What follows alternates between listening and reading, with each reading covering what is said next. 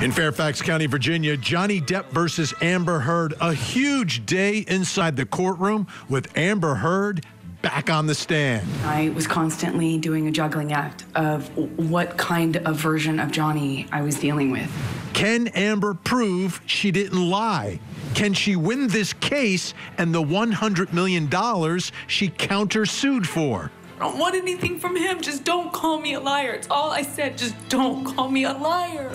Tonight, we break down her story. Will it hold up on cross-examination? You didn't think he would tell the world he was a victim of domestic violence, did you? I found it hard to believe that he could or that he would do that, considering the relationship he and I had. I thought it would be crazy for him to do so. And on the docket in Palm Beach County, Florida, the killer clown trial. Sheila Keene Warren accused of dressing up like a clown and killing Marlene Warren, then marrying her husband. There were apparently some pieces of evidence that they wanted to re-examine. Plus, Amber Heard putting lots of photographs into evidence today, including this one. So, tonight's 13th juror question, what does this photograph prove to you? Buckle your seatbelts. This hour of closing arguments starts right now.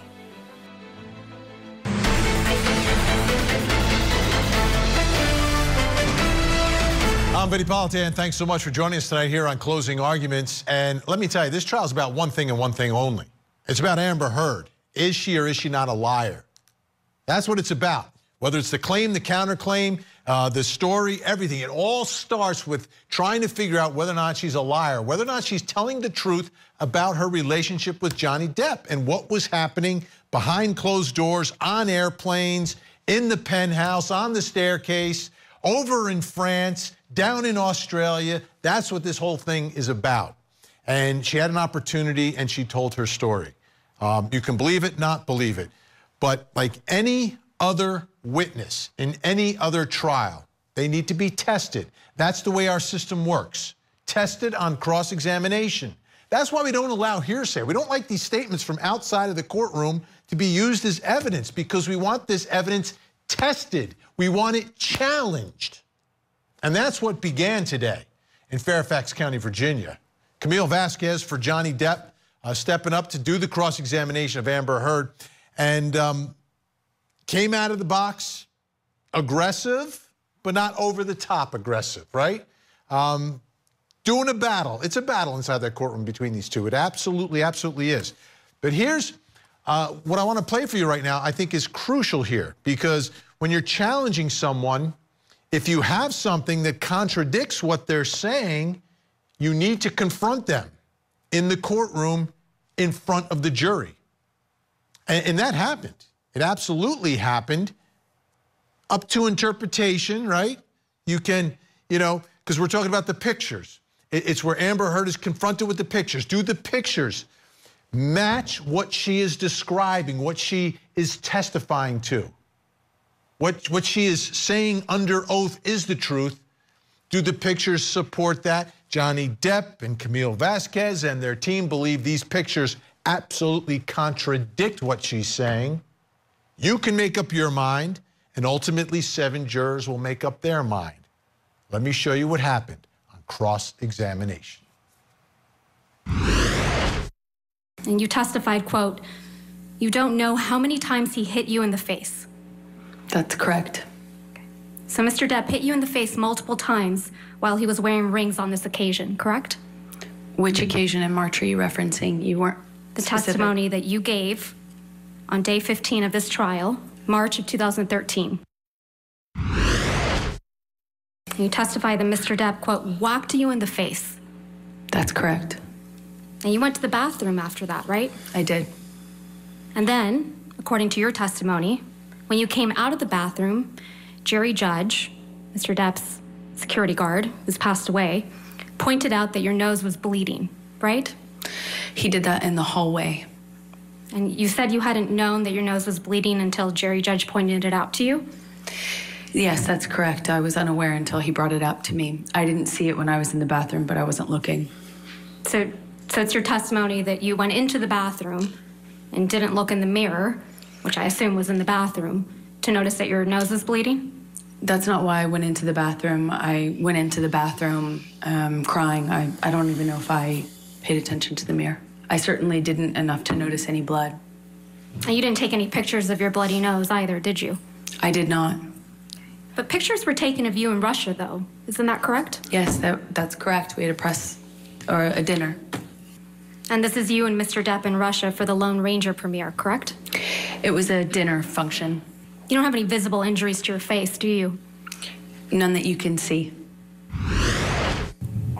This is a picture of you and Mr. Depp at the event the night after Mr. Depp allegedly whacked you in the face so hard you thought he had broken your nose. He did whack me in the face, and I did think it broke my nose. These are pictures of you on the James Corden show on December 16th, 2015, right, Ms. Heard? They look like freeze frames, like screen grabs, stills. They're not like it's not like a photo shoot, it doesn't seem. But on the James Corden show, correct? From that appearance, yes. That's a photo of you opening your mouth on the right, right? That's correct. And again, a larger view of the same photo on the bottom. That's correct. With a split lip. You've seen pictures of it without makeup. Yes. So you had a split lip when you were sure moving did. your mouth that way. I sure did. In those photographs. Absolutely. This is big. This is big, and it happened towards the beginning of the cross-examination in a relatively rapid fashion, going after Amber Heard and trying to, again, undermine her credibility. She's describing one thing, we're looking at pictures, and it's telling us something else. This is a problem. This is probably the strongest part of the case for Johnny Depp in trying to prove to this jury that she is a liar about this physical abuse. Let's bring in our think tank. Joining us tonight in Englewood Cliffs, New Jersey, criminal defense attorney, former prosecutor, Al Wunsch III, there in front of all of his law books. In Stamford, Connecticut, criminal defense attorney Darnell Crosland. And in Philadelphia, Pennsylvania, family law attorney Jennifer Brandt. Great to see everyone tonight. Makeup. I mean, that's what Amber Heard's going with. And you know, I wear makeup, and I've covered some things up. I don't know if I'm covering up a couple little things tonight that you may or may not be able to see. So makeup can cover things up. Al Wunsch, how is this playing for you right now? That all these beatings at the hands, literally the hands of Johnny Depp, are able to be covered up with makeup so you would never, ever know. Well, you know, Vin, I am a proponent of morning spackle, which is what I use every morning. And what people don't know, I actually have a full mustache. And this is the Cesar Romero strain, so that you can't see the mustache. That's how good my makeup is. So, you know, I have no problem with that. She's a professional artist. She deals with makeup all the time. She can make anything look good. She also can make anything look bad. So she says she got hit. She says that there was an issue. Who might have doubt? And if she's got the makeup and the makeup goes on and it you know, she's able to look good, God bless her. She's got great genes. She's got great skin. And she's got the ability to cover. And like I said, morning spackle works for me every day. Darnell Crosland, a man who needs no makeup. Do you think the jury, again, now let's remember who the jury is. Let's remember who the jury is. Young and male for the most part. One older gentleman, 3 women. One is younger.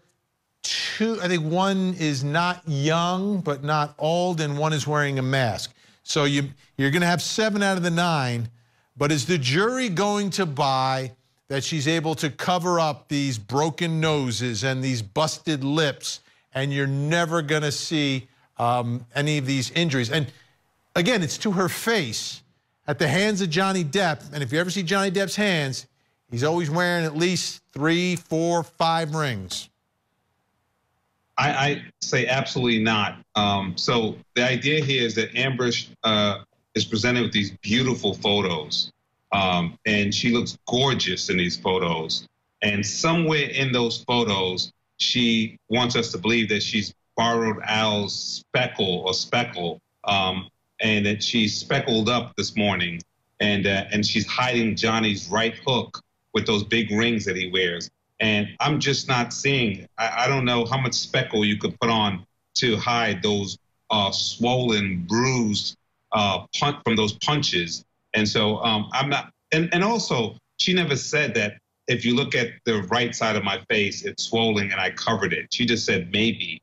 And she's very, like one of your experts said in the earlier segments I was watching, she shrugs her shoulders and she's sort of saying it could be, it's possible. She never says specifically. And so I'm not buying it. Okay, Jennifer Brandt, to me, if you just listen to her words and describing the attacks, they are brutal. And I'm not just talking about the sexual assault down in Australia. I'm talking about the various times in different places, and it's always Johnny going after her face. It's always her face. It's amazing that she looks as good as she does, Vinny, because if he really banged her up like she talks about, you would have to see not only some bruising, but swelling, some redness. I mean, Al may have some really great makeup, but I don't see Amber Heard using that. She said she doesn't talk about getting her makeup professionally done by, you know, a makeup person like from a movie set who can cover things. She talked about having a compact, or her lawyer mentioned having a compact at the beginning of the trial, which is just regular cover-up makeup. And anyone who's used it, while you might be able to cover some things, if you're beaten and, you know, she was hit in the nose and said, you know, she almost broke her nose, I think that would show. And it doesn't look like she's injured in any way there. And I don't think any makeup could make her look that good and cover up the bruises that she describes. No way. Al, and it's more than once that she's described, I thought I broke my nose. I thought I broke my nose. I thought Johnny broke my nose. You know, felt like my nose was broken on more than one occasion. To me, that's severe. That's not like, you're not going to break a nose from a slap. That's got to be from real force. That's what she's describing. The only person whose nose I've seen banged up here was Johnny Depp when she hit him with a can of the mineral something, whatever it's called, from down on the island there that's used for the paint. Anyhow, I've seen that on Johnny Depp's nose, but I still haven't seen it. It's more than once we're talking about, I thought he broke my nose. Well, look, she is clearly exaggerating, but you can get hit in the nose and get stunned. Okay, she doesn't strike me as a tomboyish type. She doesn't strike me as a woman that played. I don't know. On the hockey. James Corden show, she described herself as being from Texas, and she wasn't into ballet and all that stuff. You know, she's relatively tall. But see, I think she did that just because of the role she was trying to play. But, you know, with regards to the type of person she is, you hit somebody in the nose, you can stun them, and they could think they had broke their nose, and they didn't. Okay, and it's just, you know, you get hit, your eyes water, and you think you did worse damage than you actually did. Okay, and like in this type of a situation, I think that's what happened. I think that she is melodramatic. We've all seen that. She comes across as being a little too vociferous with regards to descriptions, and she can't bear it or demonstrate it clearly with the pictures that are there. But there is injury there. I mean, you know, there was definitely injuries. All right, Darnell, let's take what Al is saying, okay? Let's say there's injury, but she's embellishing on all of it. Okay, so now the jury's got to figure out, is she telling the truth? Is she lying? Like, I think that's kind of where we are now, right? It's like, all right, there's some injury. Is there some injury here? And if the jury believes there's some injury, but she's describing something even greater, what does a jury do with that? Well, as the judge always gives an instruction in credibility, he says that you can believe some, none, or all of what a witness testifies to. And a lot of times, what we're faced with is if witness testifies falsely about one part, the jury's a lot of times left with no option but to discard everything they've said. So she's embellished stuff, and that's a nice way of saying lied about stuff, then everything goes. And so I think she harms herself. I think Darnell's right here, Jennifer. I think that's the real danger here, right? And again, not getting to the issue of, okay, did he or did he not hit her, but to the issue of her credibility, because that's what is on trial here. And when it's all about whether or not you are someone who tells the truth, and you come into the courtroom and where we go, and you swear to tell the truth, the whole truth, nothing but the truth, and the jury thinks, well, maybe she's exaggerating a little bit here. Then where do we go with this? Like, where does the jury go with it? Because, you know, you're doing it in front of me. Well, how am I supposed to believe you? Right, Vinnie. And I think it's not so much what she's saying, but it's also how she's saying it. Because if you listen to her on her direct examination, she was very weepy and emotional, and you know, she was crying over everything, and she doesn't want to be portrayed as a liar and all of that. And then she gets on cross-examination, and boy, talk about the Texas tomboy. I think it really came out there on cross-examination. She's very tough, and she's answering those questions very directly. She's not weepy anymore. She's not upset anymore. She's in her fighting mode here. And to me, watching it, just the change so rapid, it makes her look like she's not being credible. I mean, it's hard to believe that we know she's an actress, and I think this is a good portrayal of some of her acting skills, because she just switched it right off. All the crying and the upset was out the door once that cross-examination started. And boy, she sounded pretty tough there. Al, let me ask you this. Let's go back to your point that you made, which I think is a great point. If she's embellishing, right? Would her attorneys say, even if you believe she's embellishing, she still got abused? Even if you don't, would you make that argument? Would you go there, or do you latch yourself onto her story 100% and say you've got to believe her story because she's telling the truth? Or do you make the argument, ladies and gentlemen, even if you think she's embellishing a little, or would you go there, Al? Honestly, would you go there? I think I would go there, and I'll tell you why. Because I would use as a description, you know, oh my God, I thought I was going to have a heart attack. Oh, I saw it. It was like the most unbelievable thing I've ever seen. I can't believe I just didn't drop dead at the scene. Okay, people exaggerate all the time. That doesn't mean they're lying. It means that they're trying to find the best description possible to be able to elicit what they were experiencing at the time of a traumatic moment. I don't see that is a lie. All I see is that her saying that she is trying to put into words the way she felt. And if you've ever been hit in the nose, and you know, I mean, I've played football and I've been hit in the nose numerous times, it stings. It doesn't necessarily mean it's broken. And unless you've had your nose broken, you don't know what a broken nose feels like. But you can say, you know, I felt like my nose was broken because I got hit and my eyes teared and my nose, you know, got all mucusy. That may be the way she felt. It doesn't necessarily mean, she's not a doctor. She's not going to make come in and say, oh yeah, the diagnosis is broken nose, deviated septum. But Al, okay? Why didn't she just say it then? Why didn't she just say it then? Oh, it hurt so bad when it happened, but thankfully I wasn't bruised. Or, I mean, that would be believable. But she doesn't go to that next step. I got hit and oh, it was terrible and I thought my nose was broken and this, that. And then you see these pictures and she's not really acknowledging anything about it. No, it wasn't really bruised and I'm so lucky because I got there. What does she have there? There's redness on her cheek. There is definitely something. Looks like a bad sunburn to me. I don't know. It's hard to say. Hard to say. You know, that's why I have my, you know. All right, when we come back, we're going to talk about the divorce settlement and Amber Heard being very public about, I don't want anything from Johnny Depp. All that money, donating it to charity. Well, it came up on cross-examination. That's next.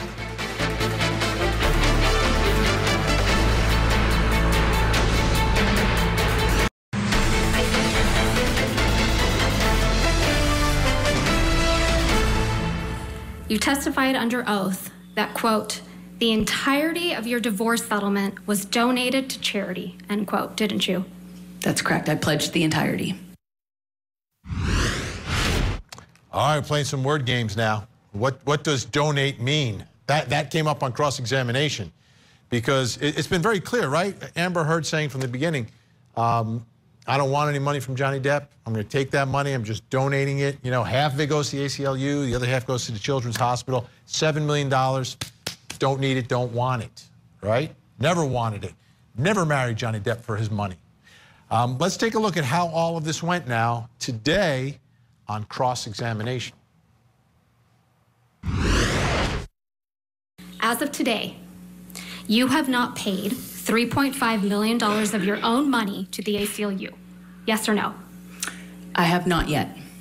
And as of today, you have not paid $3.5 million of your own money to the Children's Hospital of Los Angeles, correct? I have not yet. Johnny sued me. So as of today, you have not donated, paid $7 million of your divorce settlement to charity, right?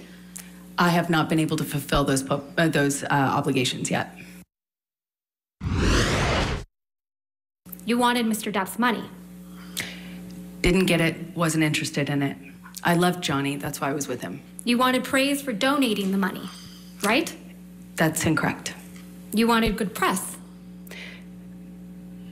In general, one does want good press, yes. You wanted to seem altruistic publicly. Wasn't my interest. My interest is in my name and clearing my name, and at the time, I was being called a liar and my motives were being questioned. I did see it as important to clear that up. I wanted to make a statement to make sure that there was not any doubt that I couldn't be labeled these things just because Johnny was a bigger star and had more publicity reach. You wanted to remind everyone of your claims of domestic violence against Mr. Depp, right? No, I wanted to move on with my life. You wanted to make those claims seem believable. They are believable. They were You wanted believable. them to be seen, you wanted to be seen, excuse me, as a noble victim of domestic violence, didn't I have you? never wanted to be seen as a victim. All right, let's bring back in our think tank. Still with us, Al Wunsch, Darnell, Crosland, Jennifer Brandt. Jennifer Brandt, family law attorney. Let me ask you an important question because it came up today and she seemed to be testifying. And I don't know that much about family law. Stayed away from that. That is just, that's good for you, not good for me.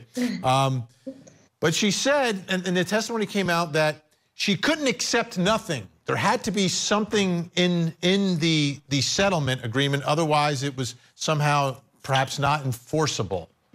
Like, can you divorce someone, have some sort of, I guess, non-disclosure settlement and not take anything? Is that possible? Are you allowed to do that? Or do you have to take? Of course you can, Vinnie. You can agree to whatever you want to agree. If you want to agree that and it's still enforceable? enforceable? Why wouldn't it be? If you, I don't know. That's what they said in court. They said it in court. I didn't say it. If that's your choice, Vinnie, if she was advised properly and all the right language was in there, that she's just waiving her right to accept anything and she's not taking anything, I don't see how it would not be enforceable. She can do that if that's what she chooses to do. Nobody wants to usually do that. Usually people want to get something, but... And you're entitled to it. I mean, there's nothing wrong with it. You get married, you get divorced, you live in California, you get something. You absolutely do.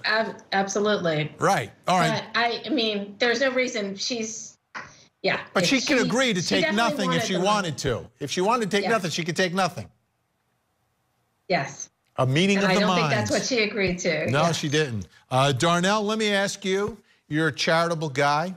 When you donate to an organization, do you give them money or do you consider a donation just, I'll pledge, I'll give you some money. When I'm a little more liquid, I'll give it to you, but I'm donating it to you now, but I'm not gonna actually give it to you now. Yeah, so the thing here is you should be a purposeful giver.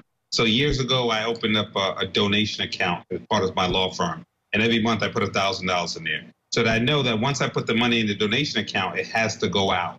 And so throughout the year, you get these invitations to these dinners, these bar things. And so all the money comes out of that. So I know it's never coming back to me. I put it there purposefully. So I pledged to spend it, but I don't just go out the same day. You know, Court TV might have a charity event tomorrow and say, would you buy a table? And I'll write it out of that I already put in there. In this particular case, Amber Heard is parsing words. She said, I never punched Johnny, I hit him. She said, I didn't donate, I pledged. And that type of game playing is not gonna do well with the jury. So in this particular case, when she's saying, I didn't fulfill those obligations yet, it's like saying, I pledged to donate this money when and if. And lawyers do that in contracts. So there's a condition precedent and there's a condition that comes after. So she's almost leaving this jury to believe that I'm going to pledge this money if something happens. But we don't know what's going to be the thing that triggers it. So it's just not coming off right. And I think the cross-examination really ferreted that out pretty good today. Yeah, I think there's two problems. You know, you start picking apart those words a little bit. The other part is she's blaming this lawsuit for not paying the charity. But she got the money in February and months before the lawsuit was even filed. So, Al, is that a problem? Which is more of a problem, the timeline or saying on Danish television that you donated all $7 million when you pledged $7 million, I guess, not really donate. Donate, I think you got to actually reach in your pocket and give it up, right? Well, first point, Vin. Darnell, it's the Albert H. Wunsch III We Are the World nonprofit organization, 400 Sylvan Avenue, Englewood Cliffs, New Jersey, 07632. It's a great event, Okay, Darnell. It's a great event. Yes, and it's a nonprofit, We Are the World, and we all join hands and just cash your check. But the wonderful thing about what she's doing is that it is a problem, okay? She is going to have to explain why she did it. But there are a lot of people, and Darnell is 100% correct. I see lawyers all the time, and I see organizations that are going to get these donations at a point in time, not necessarily immediately. You know, and I've seen people that have said, we're giving $1 million. And then, like, I turn around, I look at the organization that I'm on a board on or whatever, and I'm like, well, we didn't get $1 million. I go, oh, just not yet. It's like a restaurant that's open 24 hours. Do you consider that a donation, or do you consider that a pledge for a donation? Well, a pledge can also be a donation, Ben. So, I mean, you know, it is a pledge, Really? but it is also constituted as a donation. I mean, you can't write it off on your taxes yet. Okay, you wouldn't be able to do that. You know, ixnay, say nay, IRS nay. But you would certainly be acknowledged by an organization that this money is going to be coming. All right, bottom line, though, bottom line. You got a jury. Do you think the jury thinks that she's being a little too cutesy here? And does that undermine her credibility? Get back to the beginning, right? All comes back to the beginning. This trial is about her credibility. To me, Jennifer just saying, yes, I wanted to donate it, but I didn't. I should have, but I didn't. And right now, I don't have that money. But hopefully when my career continues after this trial, I'll have the money and I'm gonna give it to him. I intended to, but I didn't. Wouldn't that be a better way to approach this whole thing? Absolutely, absolutely. When she says no, not yet, it sounds like it's something she's going to do, but then when you dig a little deeper, well, she didn't do it, nor has she really pledged the money. And acknowledge that it makes her look good. Yeah, I said it publicly because it makes me look good and it doesn't make me look like I'm just after Johnny Depp for his money, because I wasn't, ladies and gentlemen. I love Johnny. That's right, and she could have said that it was my intention or that's what I wanted to do, but you know, life got in the way. I got sued, I had this, I have these expenses, I had, you know, whatever. I mean, I think that would be more understandable than to say like, well, I haven't done it yet. She really didn't pledge the money. I don't think she's committed to giving that money other than saying it. And you know, words are cheap. I had to pay my former assistant $15 an hour. You know, the jury heard that too, how lousy she paid. Yeah, that's right. I thought Darnell all of a sudden was talking about his assistant. No, Darnell pays much more money. I thought that was much more money. He makes a lot more money. All right, Al, Darnell, Jennifer, staying with us. When we come back, we got more testimony from inside the courtroom, and we're going to tell you about another big case that we are tracking, the Killer Clown murder trial.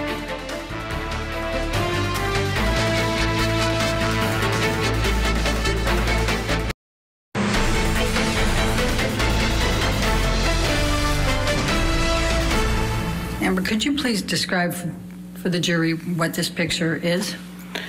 That is a picture of me a few months. I believe this is April of 2015, so it's a few months after the March incident that happened in Australia, early March, in which Johnny held me down on the countertops and my arms were cut on the glass and in that attack. And if we could draw attention to your arm there, are those scars?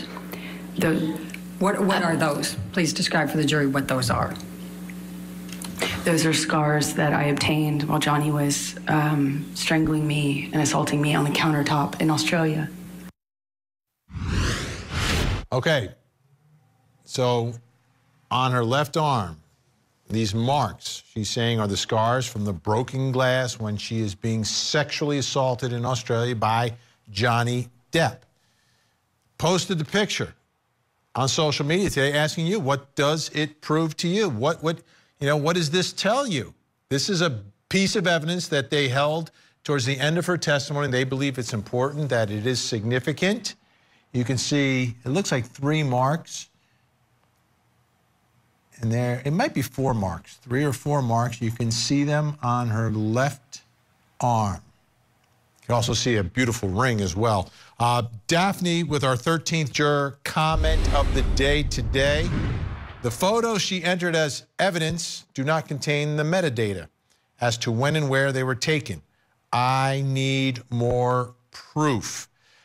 You know, it's interesting. There's one picture that we're looking at right here, and there were other photos as well that Daphne may be referring to, but the picture that we just showed you, did a little surfing on the internet, and it looks like it came from the Tribeca Film Festival, which was April of 2015, consistent with what her testimony was, when it all happened. But what exactly does that tell us? Let's bring back in the think tank, Al Wunsch, Darnell, Crosland, Jennifer Brandt with us. Darnell, I'll start with you. Let's looking at that picture. What does it prove to you? What does it tell you? It looked like she has some slight scratches on her left arm. I was more interested in the beautiful ring. That looks really expensive. It says more than the scratches, sure.